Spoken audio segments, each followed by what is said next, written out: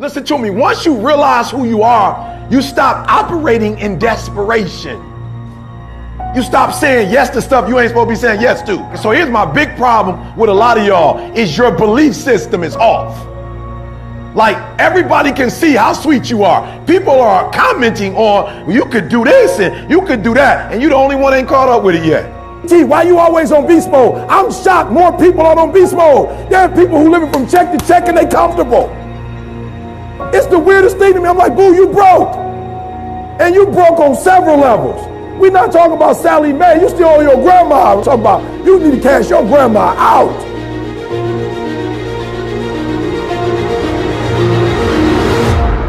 Listen to me, unless you number one in your industry, you shouldn't be chilling. And if you number one in your industry, you got enough common sense to know you better not be chilling. Every single day of my life, I feel like giving 120.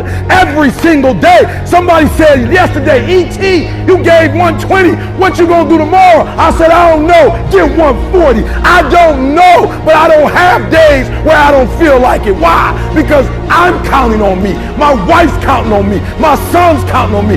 I don't have days to waste. There's nothing wrong with the opportunity. You're not giving 120. You're giving 70. You're giving 60. You're giving 50. And you want what these people who've given sweat, who's given blood, who's given tears, you want what they paid for, and it ain't free. You don't belong at the bottom, and it's time for you to get your butt from down there. It's time for you to stop being comfortable at the bottom. Get your butt up and get to where you're supposed to be. The Bible says he was in a pig pen and he came to himself and he went home.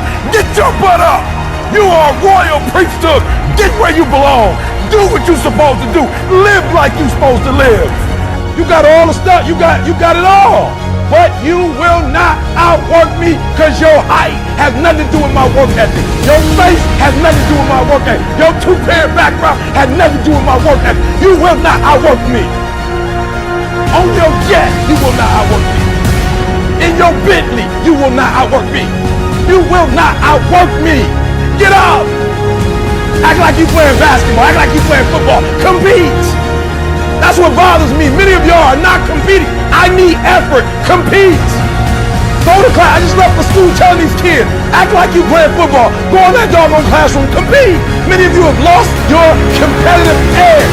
Get your competitive edge back. I'm not against no other motivational speaker. I'm just competitive.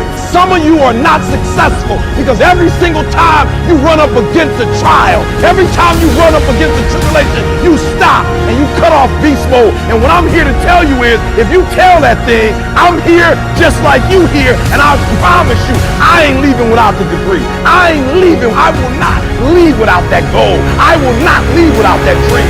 I will not leave this opportunity until I get it.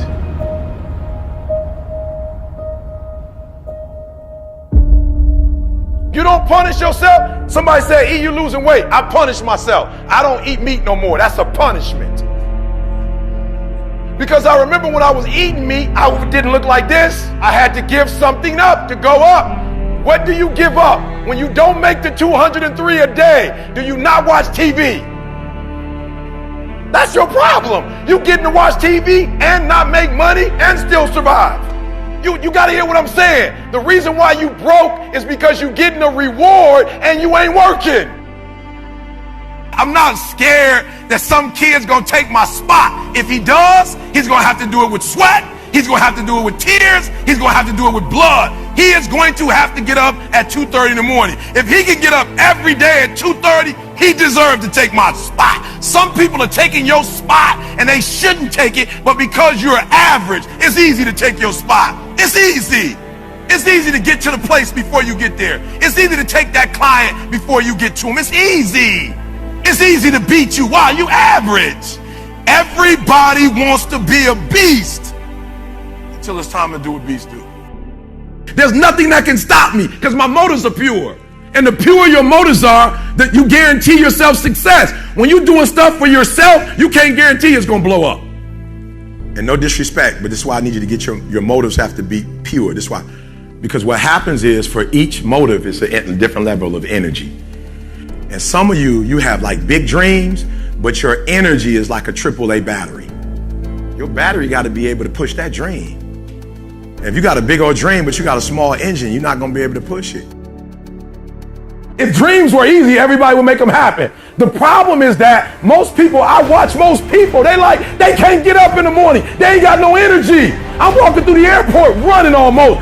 Most people that I'm with, they don't got the energy to keep up with me. I'm like, boo, ain't nothing wrong with you. You just ain't got the stamina. You just ain't got the energy. You can't smart everything. You can't outthink everything.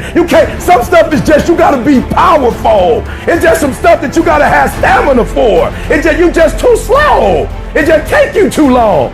You wake up, take you 3 weeks to do what it can take 24 hours to do. It don't make you a bad person, but you're gonna forever be average, because to be great, you got to keep up.